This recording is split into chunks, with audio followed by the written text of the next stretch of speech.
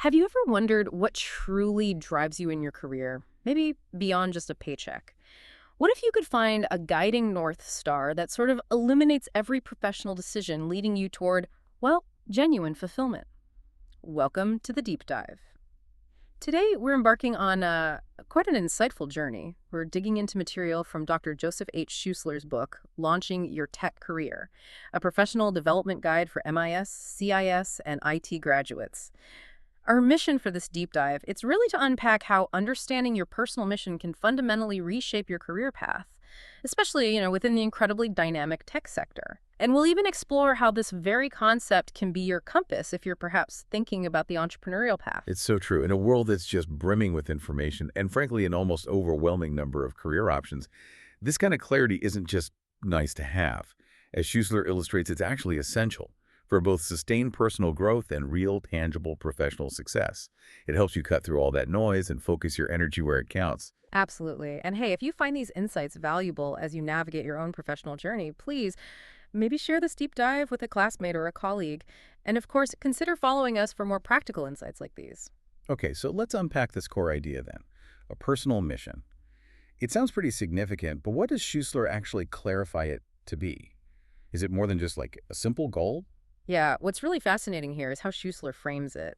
He emphasizes that a personal mission isn't just some kind of to-do list. It's more a concise statement of your core purpose, your fundamental reason for being, in both your professional life and your personal one. It's that deeper motivation, the lasting impact you genuinely aspire to make.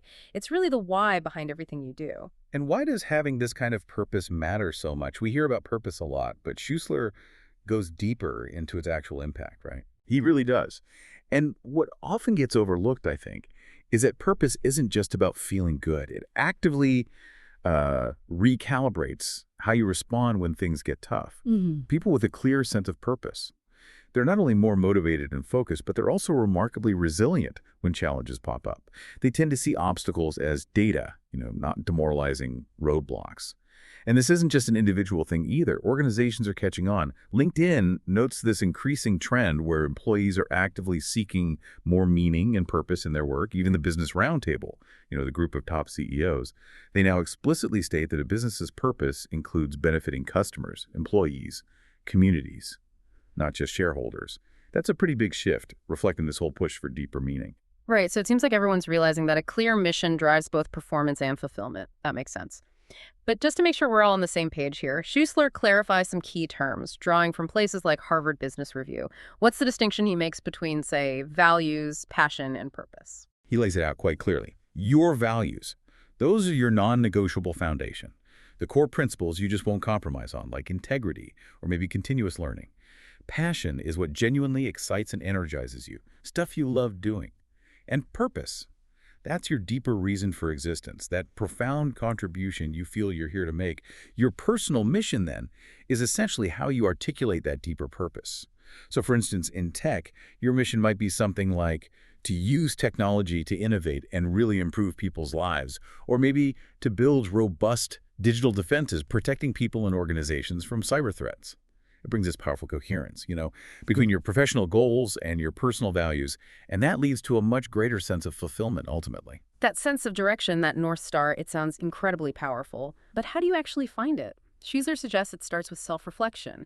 What makes looking inward so critical here? Well, he calls self-reflection a superpower for personal growth. And honestly, I agree.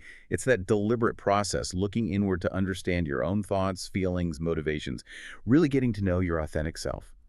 And to guide this, Schuessler offers some really practical exercises. One is journaling, just consistent reflective writing about your peak moments, times you felt really fulfilled or effective, but also, interestingly, your frustrating ones, because those can reveal what's missing or maybe what values weren't being met. That's fascinating how even frustration can be a signpost. It really does frame every experience as valuable data for discovering yourself. So if frustration can be a guide, what other tools does Schuessler offer to help us dig deeper, to find out what really drives us? Well, building on that idea, another really powerful approach is the 5 whys. So if you have an interest, let's say I want to work in data analytics, you just ask yourself why 5 times. Drill down into each answer. Why data analytics? Well, because I like solving problems with data. Okay, why solve problems? Because it helps organizations make better decisions. Keep going like that.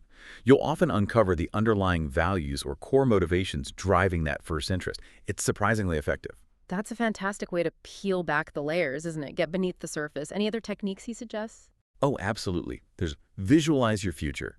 Imagine yourself years down the line, maybe it's your 80th birthday party. What accomplishments would make you genuinely proud? Who did you help? What impact did you leave behind?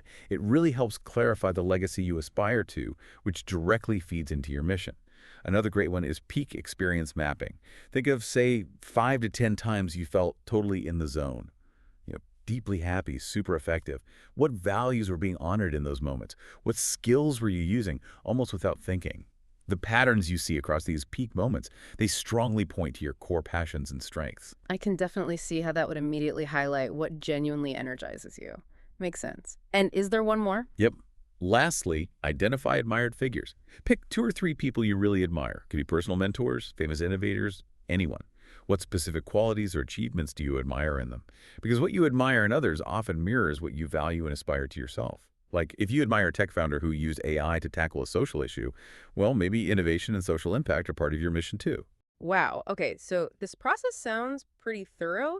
It's not about just doing one exercise, but really looking for those common threads, the recurring themes across all of them, what keeps popping up. That's probably where your mission starts to take shape. And Schuessler reminds us, right, this isn't a one and done thing, it's an ongoing process. Revisiting these questions now and then helps you stay aligned as you grow and change. So, as you start that self reflection journey, two things are likely to really stand out: your core values and your passions. Schuessler really emphasizes that nailing these down is crucial because your personal mission, it ultimately lies right at the intersection of what you deeply care about, what you're good at, and importantly, what contributes meaningfully to the world. Precisely. Your core values are those fundamental beliefs steering your decisions and actions. If a job or project clashes with them, you'll just struggle to find satisfaction. It's inevitable. Think about principles like maybe integrity, continuous learning, collaboration, social impact, things like that. And it helps to prioritize, maybe narrow it down to your top 2 or 3. So for example, if your top values are, say, innovation, community, and compassion, your mission will probably involve making creative contributions that somehow uplift communities using empathetic solutions. And then there are the passions. These are the activities or topics that just energize you, right? Things you'd maybe even do for free. Like, when have you been so absorbed in something you completely lost track of time? What subjects do you find yourself constantly reading about or talking about? Those are powerful clues. And sometimes you need to explore a bit to find them. Maybe try new activities, dip your toes into different fields. You might discover a passion for something like data analysis only after you actually work with a real data set. And critically, your passions often line up with your strengths. If you notice you're really good at certain things, ask yourself if there's a passion connected to that. Or conversely, if you're passionate about something but maybe not skilled yet, well, that flags an area for growth and development. It's all useful information. Right. This is where it all clicks together. Your mission usually emerges right where your passions and values meet. So, for instance, if your core value is helping others and you're also really passionate about cybersecurity, your mission could crystallize into something like to help others by securing and protecting their digital data and privacy online. Yeah. This foundational work, it's absolutely essential for career readiness. It really sets the stage for everything else you'll do professionally, including the kinds of things discussed in the BCIS 4385 professional development course. Okay, so once you have that clearer sense of your values, your passions, your mission, Schuessler then shifts the focus to aligning your career with that mission. As the management guru Peter Drucker famously said, working in the right place is far more important than all the career planning you can do. And that right place isn't just about a job title, is it? It's about a role or an environment that genuinely fits your personal mission. Exactly. And what's fascinating here is how you can actually translate those mission themes into specific career paths within MIS, IT, and CIS. So for example, if your mission is rooted in protection, maybe safeguarding digital assets, well, cybersecurity is a really compelling field. It's not just the job title, it's the actual challenge, right? Building those digital defenses, using deep knowledge of networks and threats to genuinely protect people's digital lives. And the demand is huge. BLS projects something like 33% growth this decade. So the opportunities are definitely there. Okay, but what if your mission is more about uncovering knowledge, finding insights, helping make better decisions using data? Then data analytics or data science could be a perfect match. Data pros turn raw numbers into meaningful insights that can, say, improve healthcare outcomes or make businesses way more efficient. This field is also booming, projected growth around 35–36%, fueled by just the sheer amount of data and, of course, AI. Forbes even called data science the hottest trend in business. It's really about finding clarity in the chaos. And for those whose mission leans more towards leadership, maybe optimizing complex systems, getting things to run better. Yeah, IT management and enterprise systems, often falling under the MIS umbrella, are excellent choices there. Roles like IT project manager or systems analyst let you bridge the gap between technology and business strategy. You could align with missions to improve how organizations work by leading digital transformation projects or maybe ERP upgrades.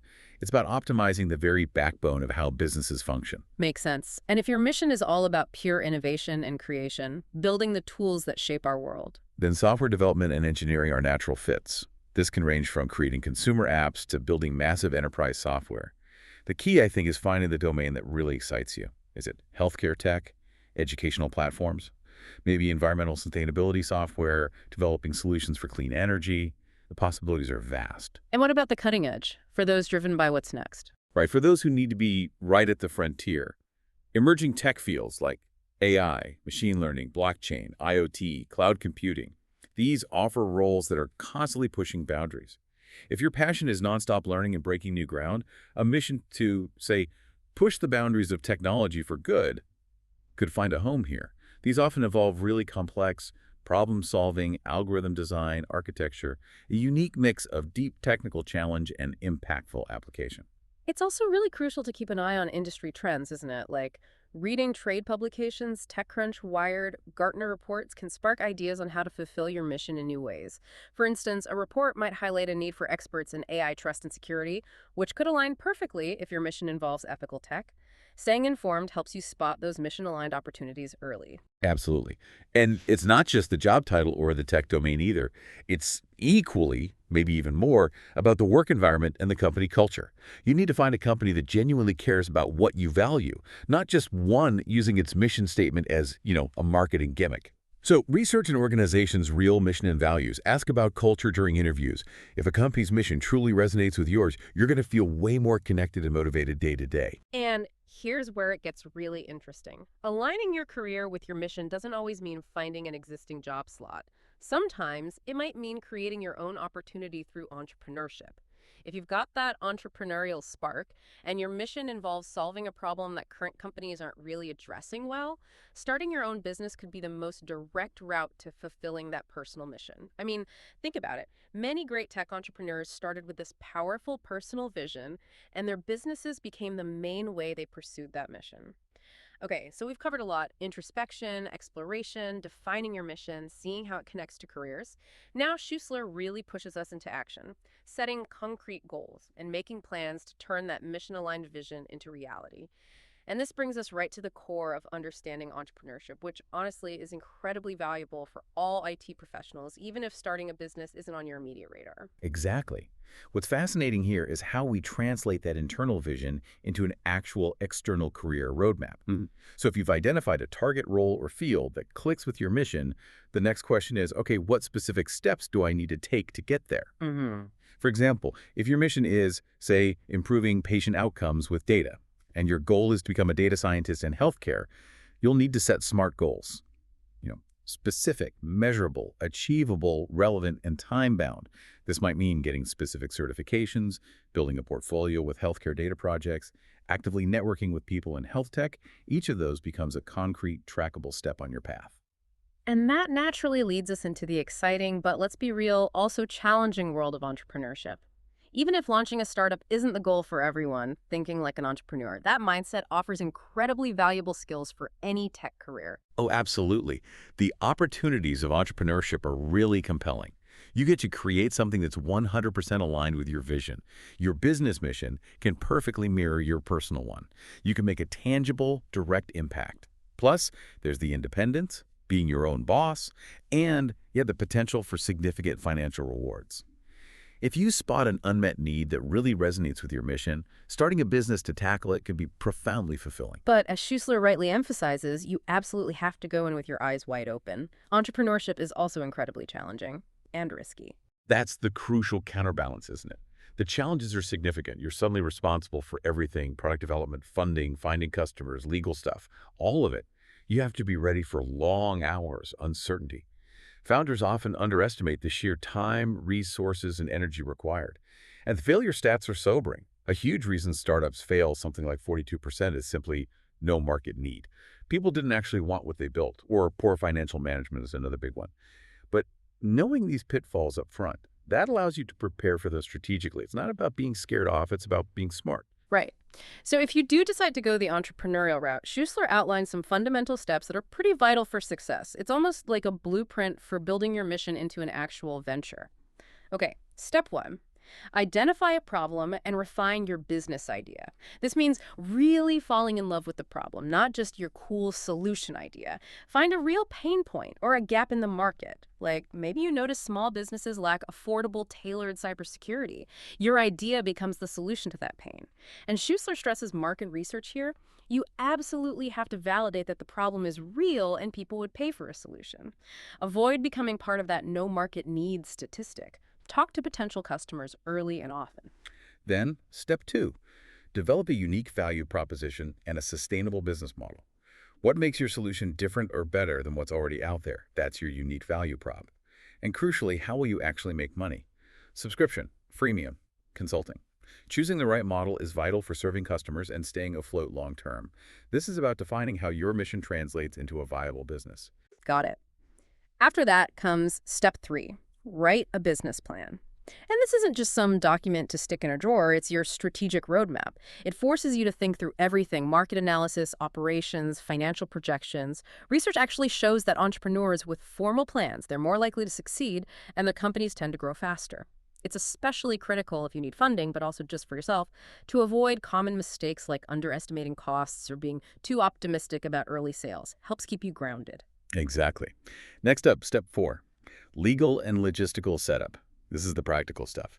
Choosing a business name, registering it, picking the right legal structure. Usually an LLC is recommended over a sole proprietorship to protect your personal assets. Getting an employer ID number, necessary licenses, protecting your intellectual property. All that groundwork. And critically, set up separate business bank accounts and an accounting system from day one. Running out of cash is a killer for startups, often due to messy finances. Good financial hygiene is paramount. Okay, then you're finally ready for step five. Launch and iterate. Don't wait for perfection. Start with a minimum viable product, an MVP. Get something out there quickly to get real feedback from actual customers. And be prepared to pivot. Be ready to make potentially big changes based on what you learn. This agile approach is absolutely key in tech. Plus, you need to execute your marketing and operations strategy, getting the word out, delivering value. And finally, step six, grow, lead, and sustain the mission. Assuming things go well, you'll hit a growth phase. Now, leadership and management skills become crucial. Keeping your team aligned with the mission and culture is key. Entrepreneurship is a marathon, a continuous learning process. You'll need to manage finances wisely, reinvest smartly, and make tough long-term choices about funding or expansion, always circling back to that core mission. You're constantly evaluating challenges and opportunities, using your mission as your compass. You know, this whole framework, whether you're actually starting a business or just navigating within a large company, it directly applies to crafting your career. Even creating a basic business plan, maybe for a hypothetical venture as an exercise, it's incredibly valuable. It makes you articulate a mission-driven idea, research a market, propose a model, think through operations and financials. It connects your learning, like in BCIS 4385, with your personal mission in a really practical way. So as you prepare to launch whatever the next phase of your career is, just remember that your personal mission truly is your compass. It can guide not only what you choose to do, which job, which company, which industry, but also how you approach it. Staying true to that mission often means continuously learning, reflecting, and yes, sometimes making course corrections along the way. So maybe consider this. What is one specific concrete step you can take this week? Just one thing to explore, or maybe better articulate your own personal mission in the context of your tech career. If this deep dive resonated with you today, maybe share it with someone else who could benefit. And please make sure to follow us for more insights into crafting a truly fulfilling tech career.